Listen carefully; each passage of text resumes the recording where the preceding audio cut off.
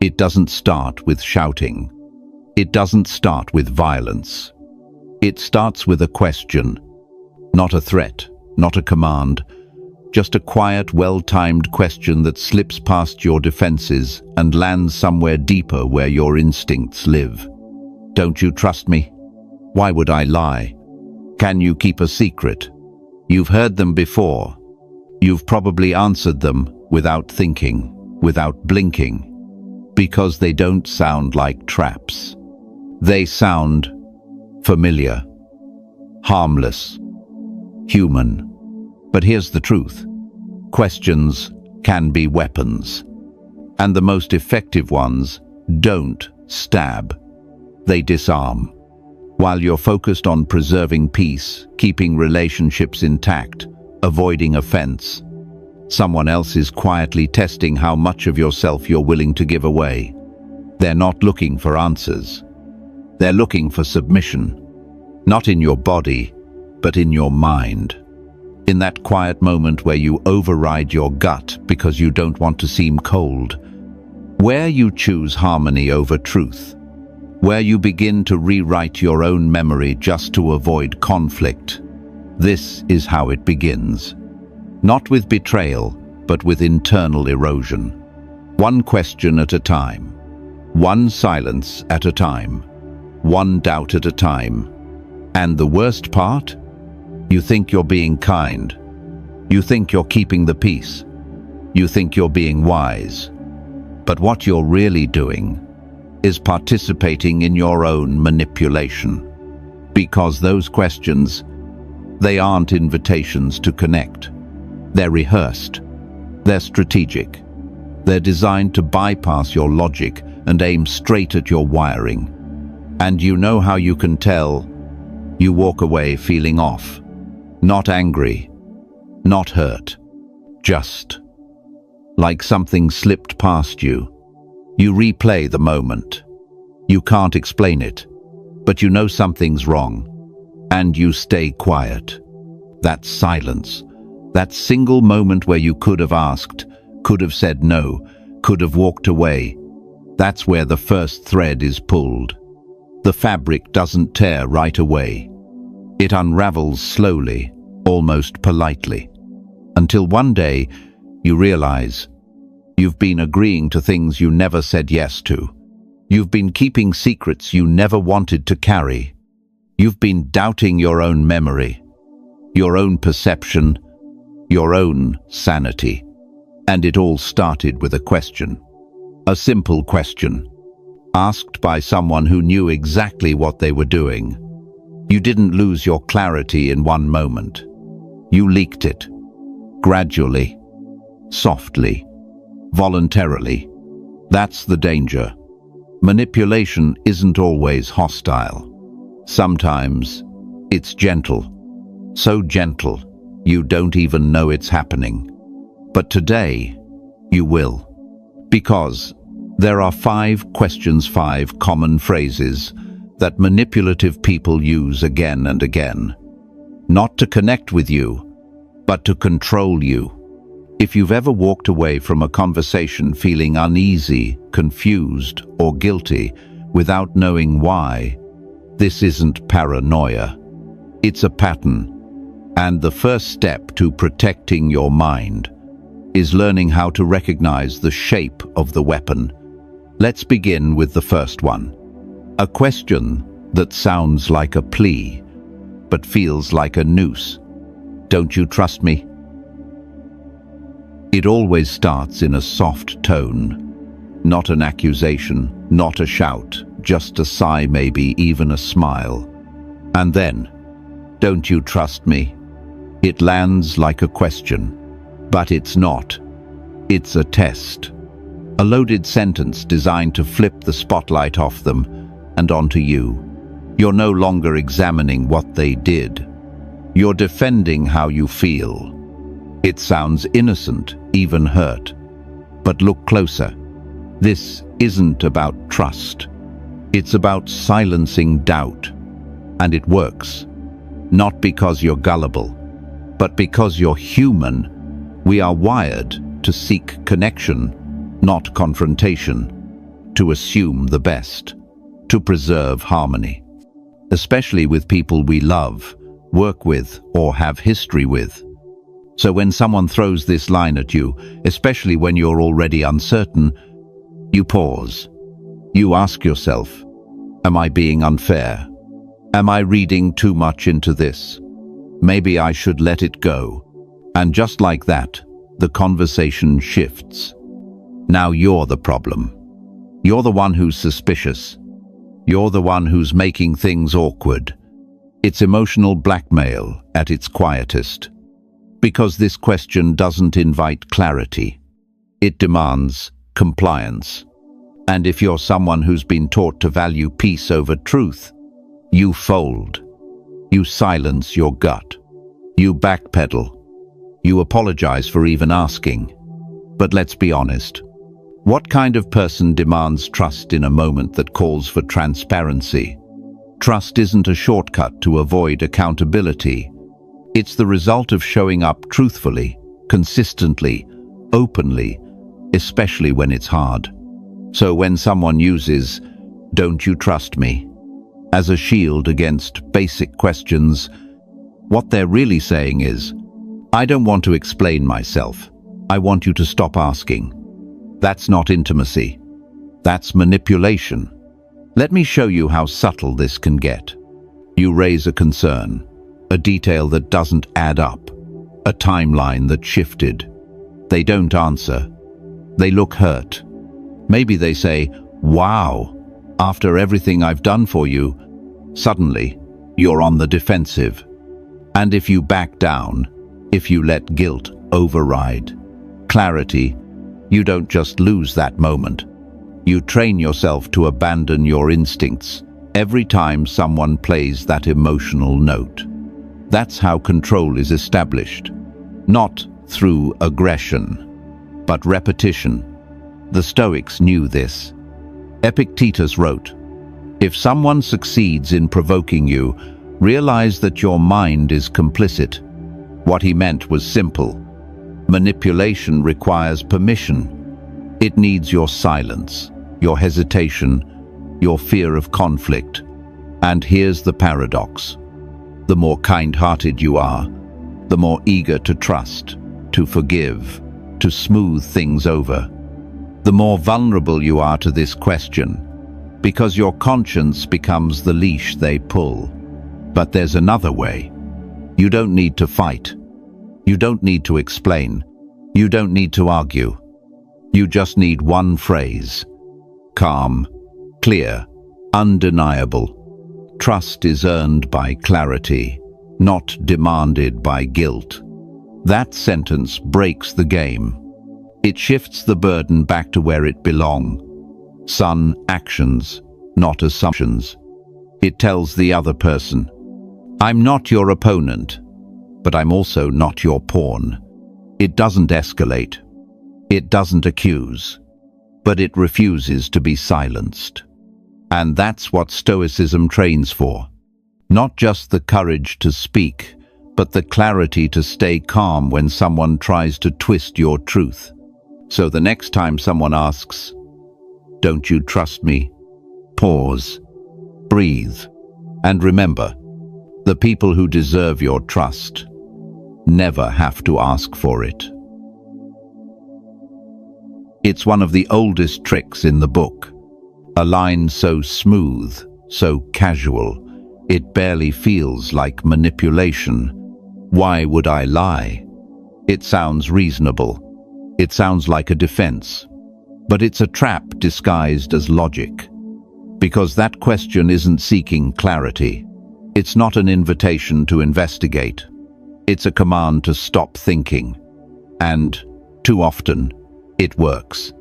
Especially on people who don't like assuming the worst. Especially on people who try to give others the benefit of the doubt. Which, ironically, is exactly who liars look for. Not the cynics. Not the skeptics. But the empathetic. The ones who hesitate to doubt because they don't want to offend. Let me show you how this plays out. A man sits across from an insurance agent. The agent is confident, smiling, seasoned. He says, "I've been in this business for 30 years. No tricks, no hidden fees, just transparency." The client asks a simple, cautious questions just to be sure. The agent leans back, smirks, then delivers the line, "Why would I lie? I built my whole career on trust." And right there, without realizing, it's the client who feels rude, suspicious, ungrateful for asking a question he had every right to ask.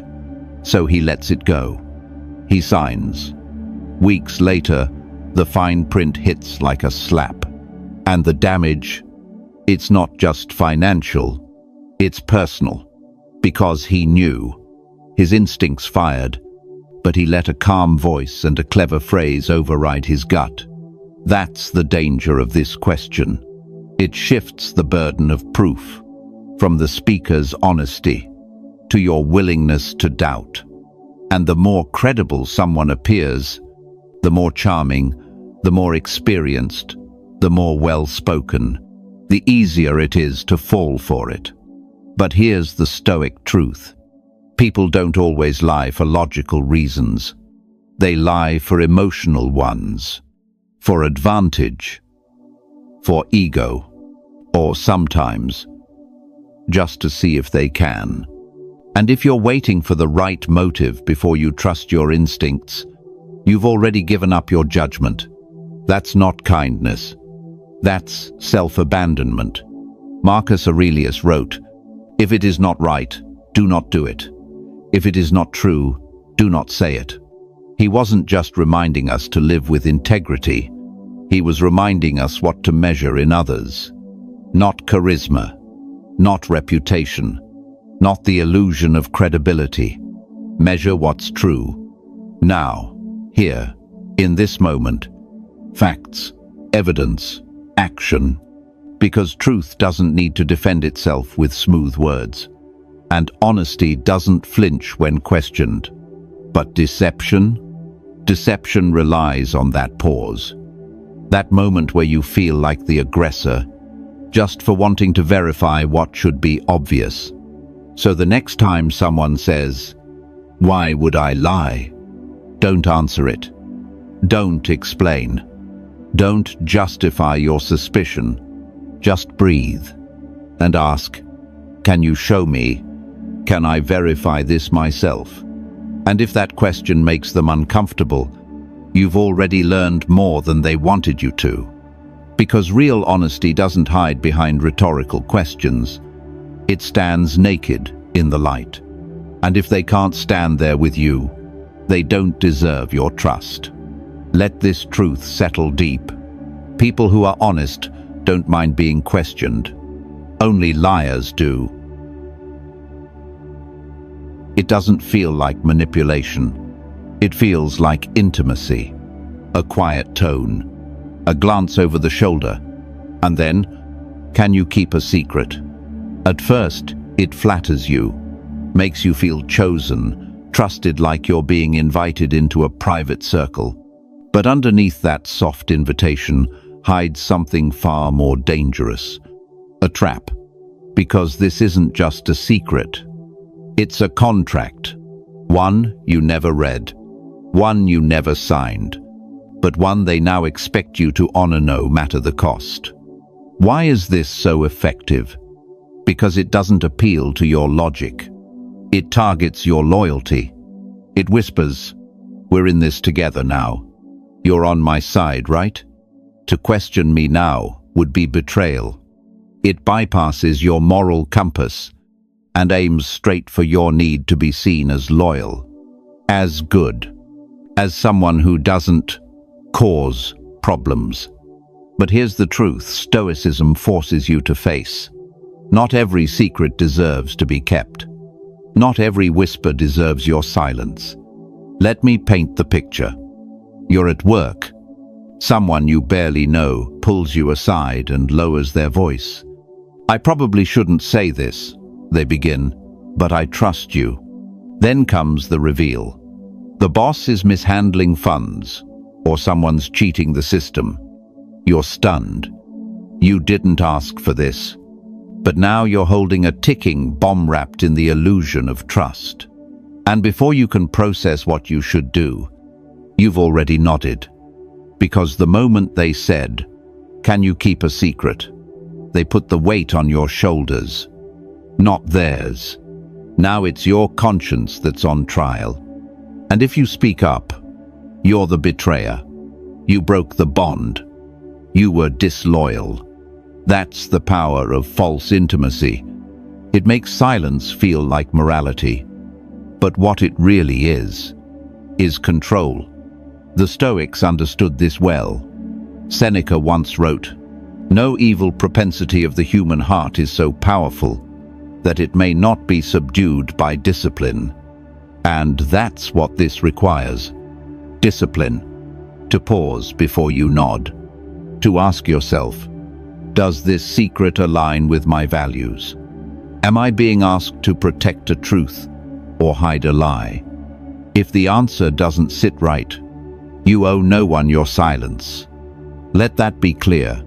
Loyalty is earned through integrity, not whispered complicity. People who manipulate with secrets aren't building closeness. They're building leverage. They don't want connection. They want insurance against truth, against consequences, against being held accountable. And the moment you carry their secret, you carry their burden. You carry their guilt. You carry their shield. But Stoicism offers you a sharper path, not to lash out, not to expose needlessly, but to remain anchored in principle. The discipline to say, "I need to understand what I'm being asked to protect," or simply, "If it's wrong, I can't hold it." That is strength. That is moral clarity. Because there's a difference between confidentiality and complicity. And if someone tries to collapse that boundary, it's not friendship. It's manipulation. So the next time someone asks, "Can you keep a secret?" Pause. Look past the tone and ask yourself, am I being trusted or trapped? Because once you say yes, they're not the only one hiding something anymore. You are too. There's a moment, right after you say something true, something difficult, something you weren't supposed to know, where the person across from you doesn't look surprised. They don't even deny it. They just ask, "Who told you that?" And suddenly, the room shifts. The tension's no longer about the truth. It's about the leak, the source, the betrayal of some imagined code. But don't be fooled. This question isn't curiosity. It's control. It's a sleight of hand, a redirection, a way to shift the spotlight away from their behavior and onto your alliances. Because if they can make you feel like you crossed a line just by knowing what you know, you won't push any further. You'll spend your energy defending how you found out, instead of demanding. They explain what you found out. And that's the point. This tactic is especially common in people with something to hide. They don't want to address facts. They want to investigate you, not the substance, just the source. Because if they can discredit the messenger, they don't have to answer the message. Let's take a high-profile example. Lance Armstrong. For years, a cycling legend, a symbol of resilience. And yet, the rumors grew. Whispers of doping, of manipulation, of deception on a global scale. Whenever confronted, did he address the evidence? Number. He attacked the accusers, questioned their motives, asked, "Who's saying this? Why now? What do they want?" And for years it worked. People hesitated. People doubted. People defended him, not because the facts were clear, but because the fog was thick. That's the danger of this question. It creates fog. It turns a moral question into a loyalty test. And here's where most people fail the test. They think defending the truth means defending the person who revealed it. But Stoicism cuts through that illusion. Epictetus said, "Seek not the favor of the multitude. It is seldom got by honest and lawful means." What he meant was simple. When truth is at stake, popularity is irrelevant. The moment someone makes it about who spoke, instead of what was said, they've already abandoned the truth. Because truth doesn't need to be protected by secrecy. It stands on its own, regardless of who whispered it. So what do you do when someone says, "Who told you that?" You don't engage the diversion. You don't name names. You don't justify knowing. You say, "That's not the question. The question is whether it's true."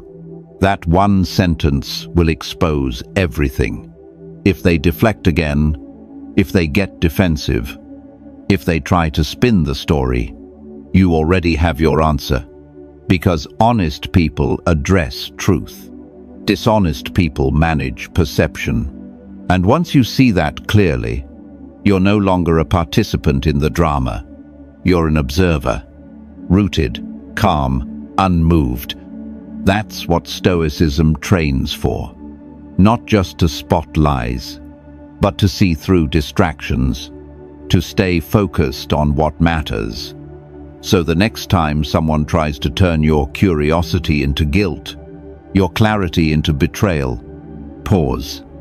And remember, if the first thing they care about is who told you, they already know what you said is true. Gaslighting doesn't scream. It whispers, calm, measured, almost caring. And it sounds like this. Don't you remember? It doesn't feel like a lie. It feels like you're the one forgetting. And in that single moment of hesitation, they take control. You pause. You scan your memory. You try to recall. But they sound so sure, so detailed, so calm. They even remember what you were wearing, where you were sitting, what you said. And you start to doubt. Not them. Yourself. That's the true cost of gaslighting. It's not about defending a lie. It's about reprogramming your reality. This tactic doesn't attack your logic. It attacks your sanity. And if repeated long enough, it works. You stop asking questions. You stop trusting your memory. You defer to their version of events. Not because it makes more sense, but because they sound more certain. And certainty, as we've learned, is the most dangerous mask for manipulation. Let me give you an example. You're in a relationship. A decision is made big, life-altering. A move, a purchase, a shift in plans. You're shocked. You don't recall ever agreeing. But when you raise concern, they look confused, even hurt. They say, "We talked about this. You were on board. You even said it was a great idea." You freeze. You dig through memory. And they wait calm, confident, while you second-guess your own mind. That's the moment they win. Because now, it's not about what happened. It's about whether you're stable enough to remember. Over time, this corrodes everything. You stop speaking up. You stop keeping score. You start surrendering not just decisions, but identity, because what's left when you no longer trust your own memory? Gaslighting doesn't just make you question the past. It makes you question your ability to perceive anything clearly. And once that happens, you become dependent on them. For the truth, for your version of events, for your sense of right and wrong. But Stoicism offers a way out, not by fighting fire with fire, but by returning to the only thing you truly control, your mind. Marcus Aurelius wrote, "You have power over your mind, not outside events. Realize this, and you will find strength." In gaslighting, that principle becomes life-saving. You don't need to convince them you're right. You don't need to argue memories. You don't even need to win. You need to anchor. In documentation, in written records, in inner clarity.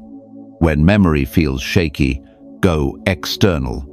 Notes, journals, emails, conversations you trust. Don't rely on emotional confidence. Rely on evidence. And if no proof exists, trust what gaslighting tries to steal: your gut. Because when someone uses, "Don't you remember?" as a tool to rewrite decisions, blur responsibility, or erase their own missteps, that's not a memory lapse. It's a power play. So the next time someone questions your recall like it's defective, pause and remind yourself, I don't have to remember it the way they do. I only have to stay true to what sits right in me. Gaslighting only works when you hand over your perception to someone else's confidence. But confidence isn't truth, and conviction isn't clarity. Your memory might not be perfect, but it's yours, and it's not up for negotiation. Now you've seen it. How lies don't always come with raised voices. How control often comes dressed as concern. How the most dangerous people don't argue. They ask. They ask softly, strategically, repeatedly. And each time, it's not just information they're seeking, it's compliance. Not with your body, with your judgment, your silence, your self-doubt. Because that's how manipulation works in the real world. Not through brute force, through erosion. One question at a time. Don't you trust me? Silences your suspicion. Why would I lie? Makes you question your own clarity. Can you keep a secret? Binds you to their guilt. Who told you that? Diverts you from the truth. Don't you remember? Destabilizes your reality. None of these lines are loud, but each one is lethal in its own way. And when they're used together, they form a system, a quiet algorithm of control that turns your instincts into liabilities and your empathy into ammunition against yourself. But here's what the Stoics knew, and what you must remember now. The battle isn't between you and them. It's between your clarity and their chaos. You don't have to fight to win. You don't have to react. You don't even have to respond. You just have to remain rooted, calm, aware. Because every time someone tries to twist your perception, you have one responsibility: to hold the line inside yourself. That line may be blurry now. It may have been crossed before. But the moment you reclaim it, even silently, you reclaim your mind. And that's not a small thing. That's everything. Because when trust has been broken, when doubt has crept in, when your own thoughts feel suspect, you need more than just answers. You need a center that cannot be moved. That's what Stoicism gives you. Not positivity, not protection. Clarity, the ability to see what's real without flinching, to feel what hurts without collapsing, to speak the truth without apology. And if that means walking away from someone who can't handle your clarity, so be it. Your peace is not their responsibility. It's your obligation. So if these 5 questions ever come for you again, you'll know what they are. Not conversations, but contracts, silent deals. And every one of them asks you to trade your perception for their comfort. You don't owe them that. You never did. So, the next time it happens, pause, breathe, and remember, you are no one's pawn, and your mind is not up for negotiation. If this message struck a nerve, if it clarified something in you, then stay close to this space. Because in a world full of noise, we sharpen clarity. And in a culture that rewards silence, we train for truth. Subscribe, not because I said so, but because something in you knows. This is the work you're ready to do. Quiet, clear, unshakable.